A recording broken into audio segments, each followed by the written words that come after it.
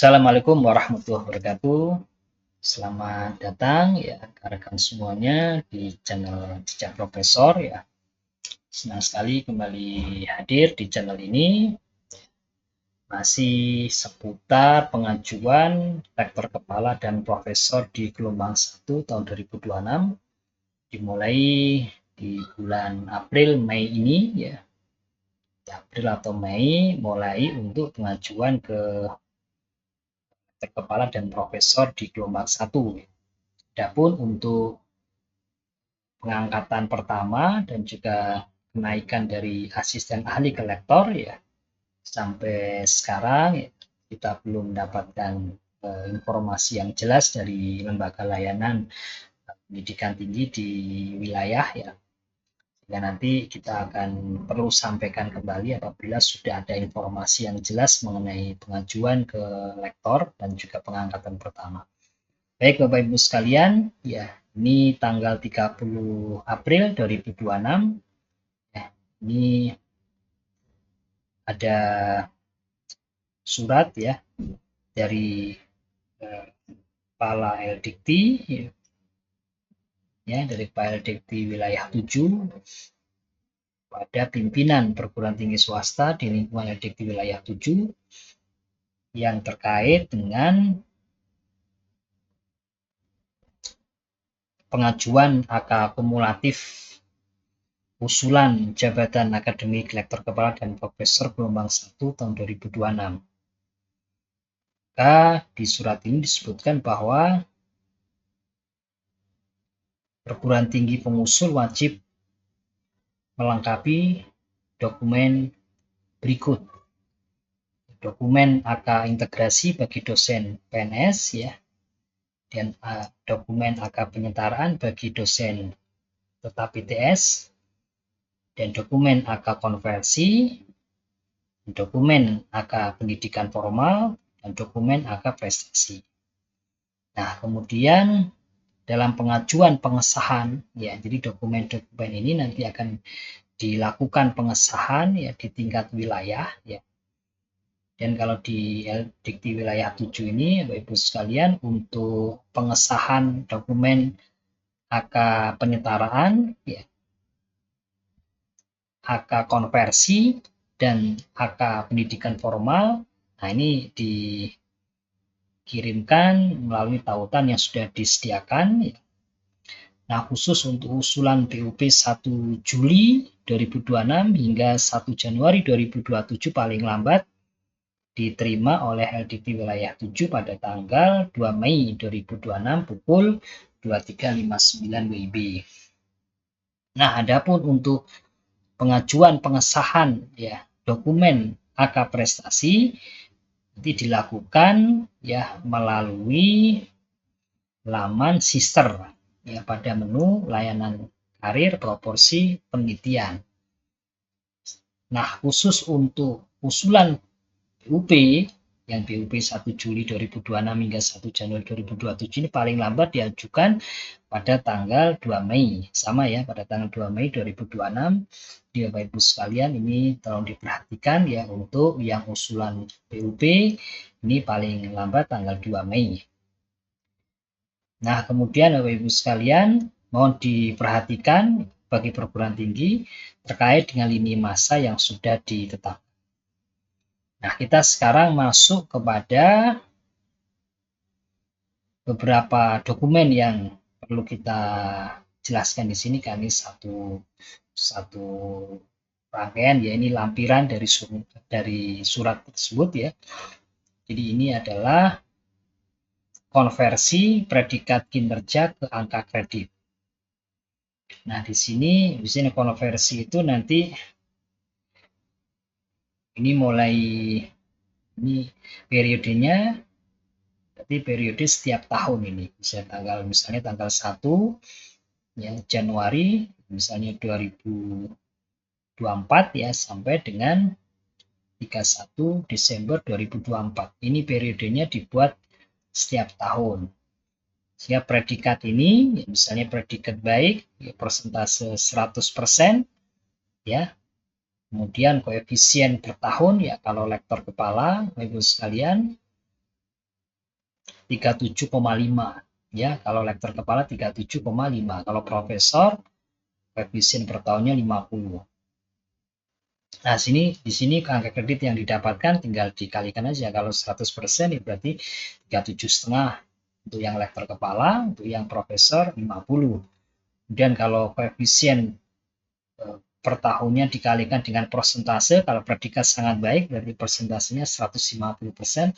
Nah, Bapak Ibu sekalian perlu mencermati apa yang sudah kita sampaikan ya dalam video sebelumnya mengenai perolehan angka maksimum ya, baik itu konversi maupun angka prestasi dan angka maksimum per tahunnya. Nah, di sini. Di kolektor kepala angka konversi 100% 37,5 angka, dan kalau untuk predikat sangat baik berarti di sini 56,25. Nah, di sini tinggal dimasukkan ya. Ini dibuat setiap tahun sampai nanti misalnya di bulan Maret ya, berarti di sini tanggal 1 Januari 2026 ya sampai dengan misalnya dibuat 31 Maret ya, atau misalnya 31 Maret atau 30 April misalnya ya, 30 April 2000. Kalau terlalu mepet berarti dibuat aja 31 Maret 2026. Nah, kemudian yang angka konversi ini dupa. Ini kalau untuk angka penyetaraan ya, dupa ini dibuat ya sampai dengan kinerja ya 31 Desember 2022. Jadi di sini dibuat 31 Desember 2022. Nah, di sini masa penilaian ya berarti masa penilaian sejak TMT ya, jabatan akademik yang terakhir. Jadi kalau lektornya misalnya tahun 2015 ya berarti di sini bisa dimasukkan ya tanggal dan bulan dan tahun 2000 misalnya 2015. Nah, di sini sampai dengan 31 Desember 2022. Nah, ini dupa. Mulai 2023 dan seterusnya kita sudah tidak menggunakan dupa. Ini nanti dalam perhitungan di sini ya, penting ini digunakan untuk mendapatkan nanti angka penyetaraan. Sini nanti semuanya diisi ya. Nah, untuk berikutnya ya.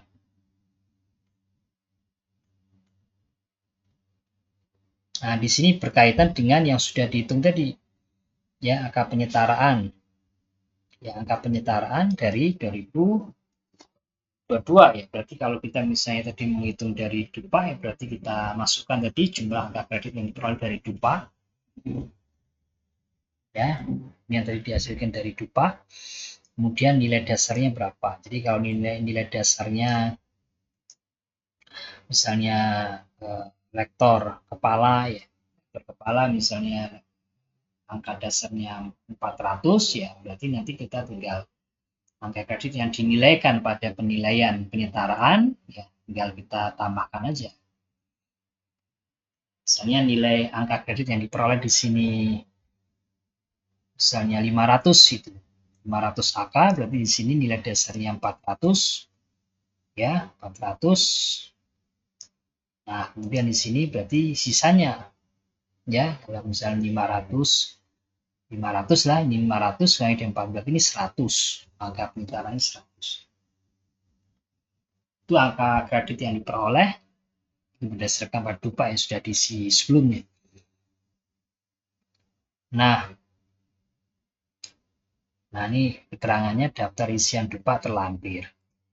Nah, kemudian Ibu sekalian ini berkaitan dengan prestasi. Ya, penetapan angka kredit prestasi ya. Ini ditulis secara lengkap ya. Jadi misalnya masa penilaian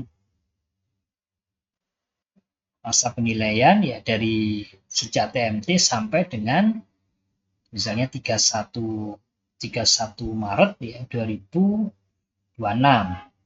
Nah, di sini dituliskan di angka kredit tahun, misalnya angka kredit tahun ya, 2023, 2024, ya, 2025 sampai 2026 sampai Maret itu berapa nilainya. Nah, ketentuan mengenai angka prestasi, Bapak Ibu sekalian bisa dilihat di sini. Ya, jadi maksimum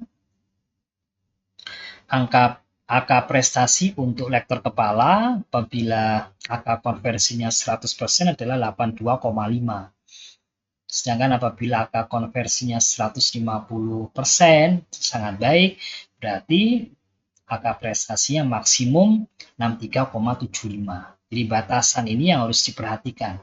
Sedangkan untuk profesor, ya, jika angka konversi 100% berarti maksimal atau maksimumnya nanti angka prestasinya adalah 110. Sedangkan untuk jika angka konversinya 150% berarti di sini ya angka prestasi maksimumnya adalah 85. Di sini maksimum per tahun ya 120 untuk lektor kepala dan 160 untuk profesor. Nah, Bapak Ibu ini dituliskan semuanya ya. Sehingga nanti kita bisa mendapatkan berapa total angka prestasi. Nah, ini juga dituliskan, berarti angka prestasi sebelum tahun 2023 ya, berarti tahun 2022, tahun 2021, tahun 2020 ya. Artinya dihitung sejak TMT jabatan fungsional terakhir dimasukkan semuanya di sini. Ya, ini nanti mengacunya pada input yang sudah atau klaim yang sudah dilakukan di sister. Klaim yang sudah dilakukan di sister untuk angka prestasi. Nah, itu yang terkait dengan penetapan angka prestasi sehingga nanti bisa diketahui berapa total angka prestasinya. Nah, kemudian untuk akumulasi angka kredit ya di sini lengkapnya sebetulnya di sini akumulasi angka kredit untuk yang konversi. Jadi untuk yang konversi di sini dijumlahkan semuanya. Jadi mulai 2023 ya, startnya mulai 2023, 2024, 2025, 2026. 2026 berarti Januari sampai dengan Maret. Nanti koefisiennya proporsional ya. Jadi kalau 3 bulan berarti nanti kalau misalnya mendapatkan predikat baik ya 37,5 ya 37,5 dikalikan 3/12. Jadi nanti predikat baik ya misalnya di sini tahun 2023 predikatnya baik, persentasenya 100%, koefisien per tahun 37,5, angka kredit yang didapatkan 37,5. Sedangkan untuk tahun 2024 predikatnya sangat baik, berarti persentasenya 150 ya, koefisien per tahun 37,5. Ya, 56. Ini di sini angka konversi adalah mulai tahun 2023. Karena tahun 2025 sudah menggunakan isian dupa dan sudah diakomodir di angka penyetaraan. Nah, di sini berarti tinggal dilanjutkan saja, Bapak Ibu sekalian, dilanjutkan untuk tahun 2025, tahun 2026. Ya, 3 bulan. Berarti nanti di sini tinggal dimasukkan masa penilaian ya. Misalnya di sini Januari 1 Januari 2023 ya, 2023 sampai 31 Maret 2026. Nah, kemudian setelah dokumen-dokumen tadi yang saya rasa dokumennya dokumen yang baru yang sebelumnya tidak ada ya. Sedangkan untuk dokumen selanjutnya yang terkait dengan surat pernyataan pemimpin perguruan tinggi ya dan beberapa dokumen surat pernyataan yang lain ini sebetulnya di periode sebelumnya sudah ada, tinggal nanti format atau template-nya yang harus diikuti oleh Bapak Ibu sekalian. Ya, sehingga mengacunya pada template yang ada di dalam Kepmendikbud ya 39 tahun 2026. Nah, di sini terkait dengan surat pernyataan pemimpin perguruan tinggi ya nanti ditulis semuanya sesuai dengan format ya tanda tangani oleh pimpinan ya bermaterai ya dan pakai cap atau stempel kampus. Kemudian juga surat pernyataan fakta integritas keabsahan karya ilmiah. Di sini yang di bold ini, semua karya ilmiah yang digunakan untuk usulan kenaikan jabatan akademik dosen telah memenuhi integritas akademik. Di antara karya ilmiah tersebut itu sebagai pemenuhan persyaratan khusus. Jadi itu semuanya harus dimasukkan ya, tidak hanya karya khusus saja, tidak hanya persyaratan khusus, tapi semua karya ilmiah juga dimasukkan.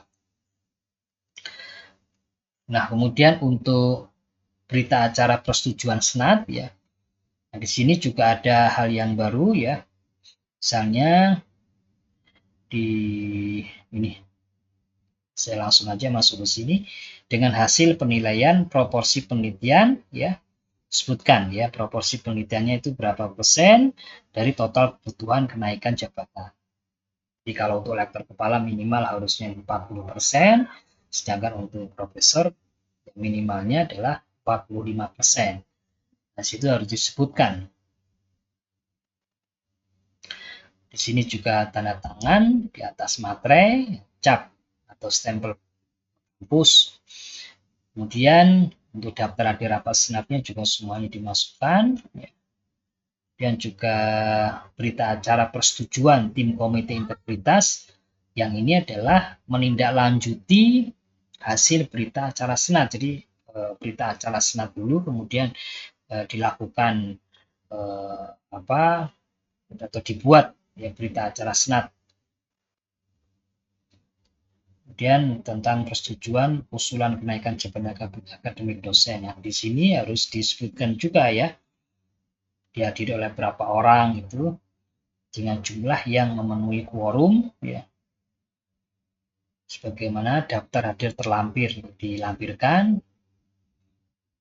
Nah, ini juga yang di bold juga ini integritas, kinerja, tanggung jawab, dan tata krama. Tidak ada pelanggaran integritas akademik.